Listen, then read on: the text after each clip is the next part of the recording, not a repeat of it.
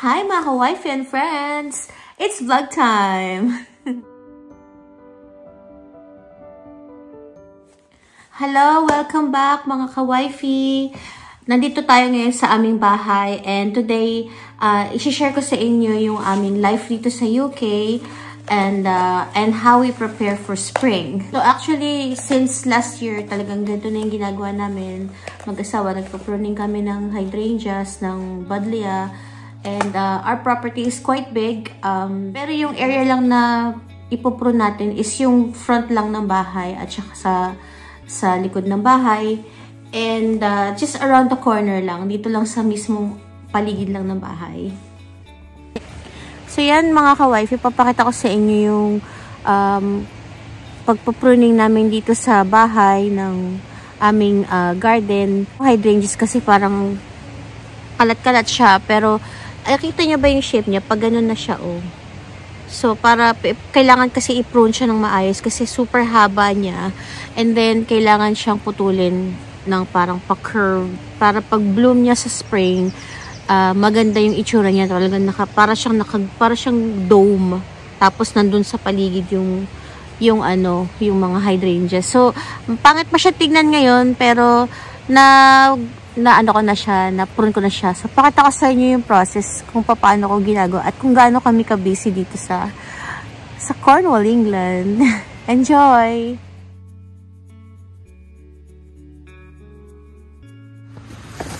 Hello mga ka-wifey! Welcome back! Ito yung ginagawa ko pag malapit na mag-spring.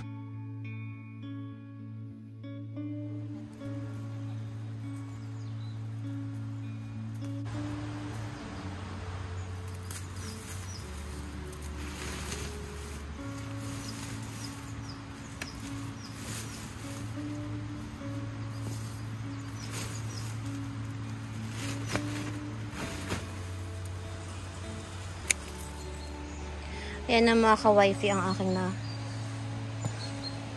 pangalawang batch ng paglilinis ng garden.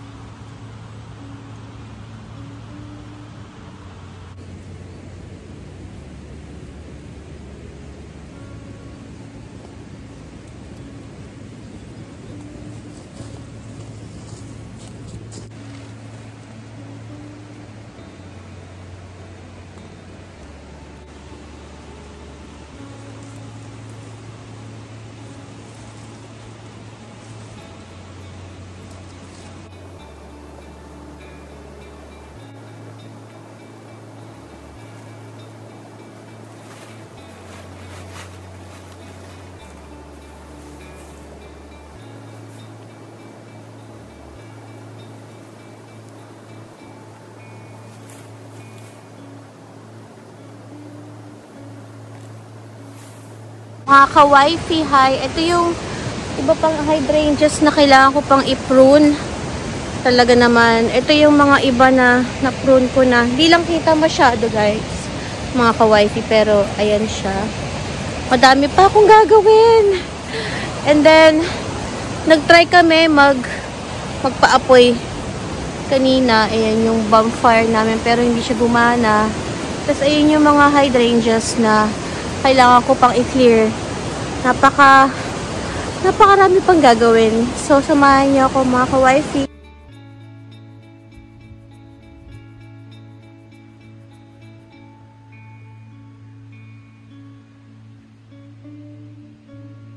Okay, mga ka-wifey.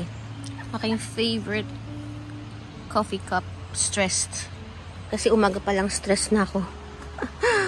Ito yung aming isa pang hydrangea. So, gagawin ko to today. So, samahan niyo ako.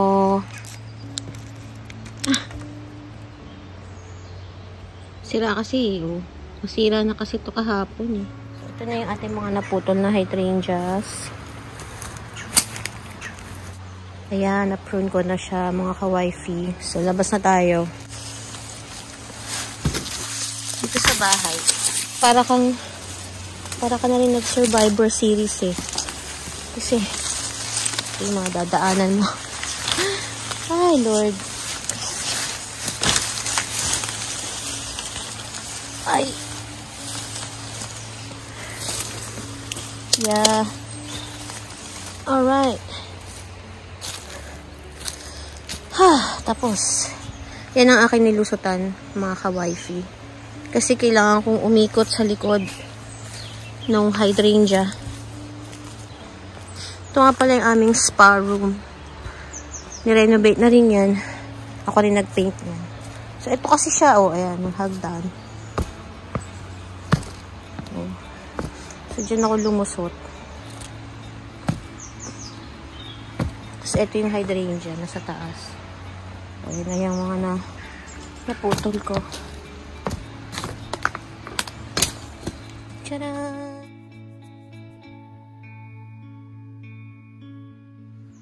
Ayan, napulot ko na siya lahat. Tali natin siya sa compost heap. Ayan, mga ka-wifey, yan ay naputol ko yan nung kagabi. Tapos, ito pa nga, meron pa dito sa likod. Pero na-prune na to, okay na to. Tapos, dito kami nagtatambay ni Habi. Ayan, yung susunugin namin. Nasanga na, yung naputol na puno, mga sangayin na yun. Yung nando sa panda, nung nakaraan. Tapos, ito pa yung iba na naputol ko. Tsaka yun. Dami, diba? So, ganyan lang naman katrabaho ang gardening dito sa bahay. So, yan. Marami pa, oh. Meron pa pala dito. Diyos ko po. Ayan. Meron pa. Siguro last na yan kasi unahin ko pa yung kay Linda. Samahan niyo ako, ha? Yan, sama na kayo sa amin sa garden. Sabi pala, ganito hawak ko kanina. Ay, dito tayo kasi maputo. Dito tayo dito.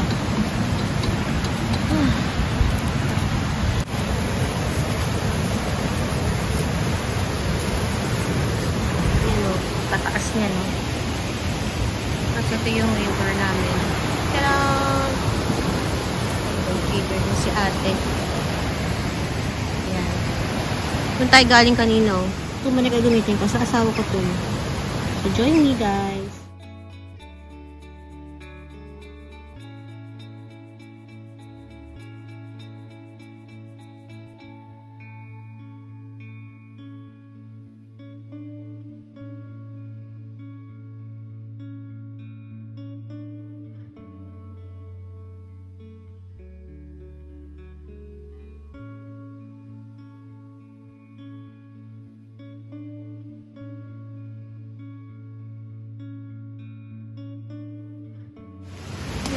Kalaban natin eh. Giant Bramble. Hi Lord, napakalaki. Ayan, tingnan nyo yung size ng kamay ko, ha. Oop, ano yun? Laki.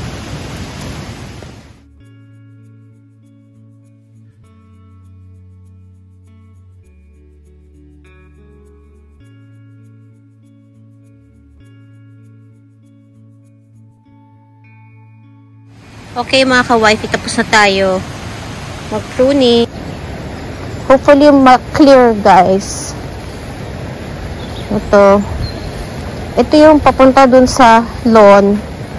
Ang tawag ng asawa ko dito is tennis court. Kasi nung binili itong nahulog pa talaga, uy. Ay, nahulog. Nung binili kasi itong property na to, meron na talaga siyang tennis court.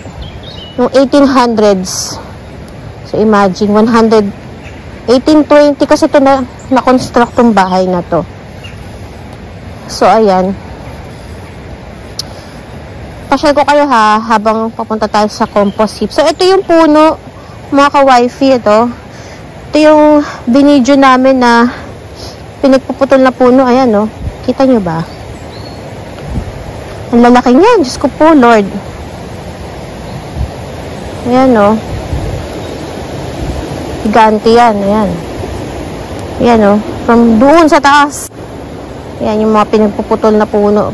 Sisibakin pa namin yan, o sibak pa more, o, diba? Tas ito yung mga branches na ready to ano na yan, ready to burn na yan kasi patay yan eh. So pagka patay yung puno, dry yung loob niyan, kaya madaling masunog. So tara, samahan niyo ako dun sa pupunta dun sa aming bonfire. Para mapasyal ko na rin kayo dito sa bahay. Ay, ang taas. Wait lang. Ang taas. Hindi kaya ng powers ko. Kasi yung ankle ko kasi mahina eh. Ayan. So, ito ang aking biyahero. Sama kayo sa biyahe ko dito sa garden.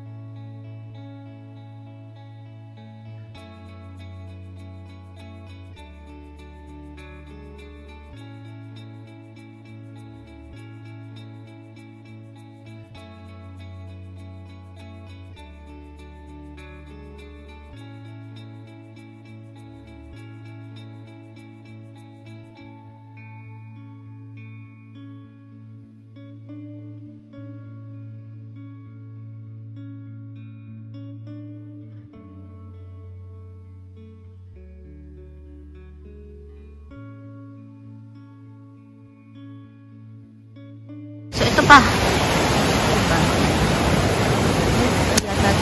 Puno pala yan.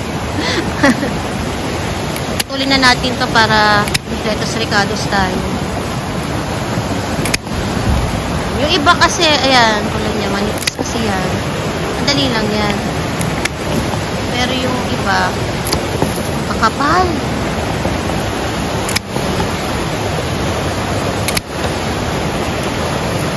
Edit ko to agad para sa inyo. So yan, kung nakatira kayo sa countryside at kayo ay walang hardinero like us, yan ang trabaho ko dito sa bahay. Kasi wala pa, hindi pa ako kumpleto sa training ko eh. Hindi ako pwedeng i-dispatch. So, i-job reveal ko na lang yung aking work. Kung interested kayo, kung ano yung mga in-demand na trabaho dito sa UK. Actually, in-demand yun, work na yun. Right.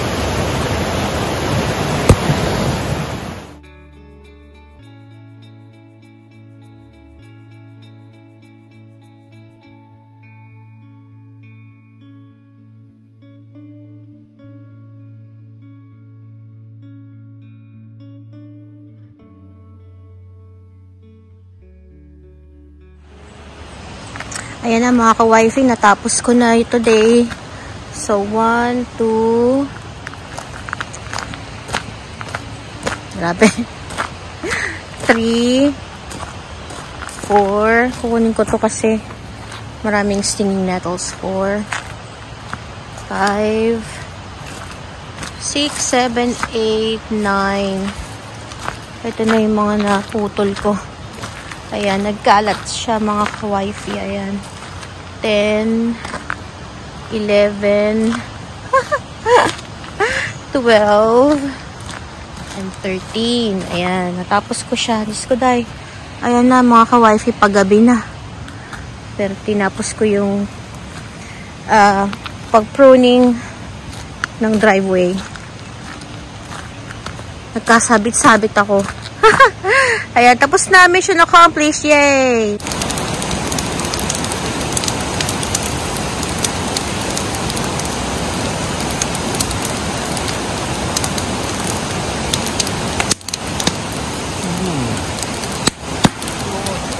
It is gorgeous.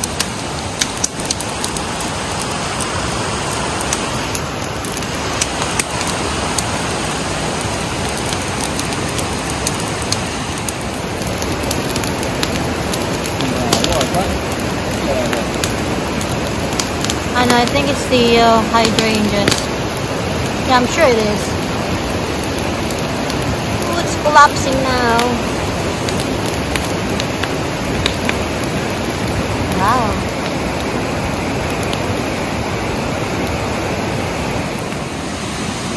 Ayan, mga ka-wifey. Ayan na lang natira doon sa hydrangeas kagabi. Ayan pa, may naiwan pa isa. Pero ayan, naupos na. It's still burning since last night.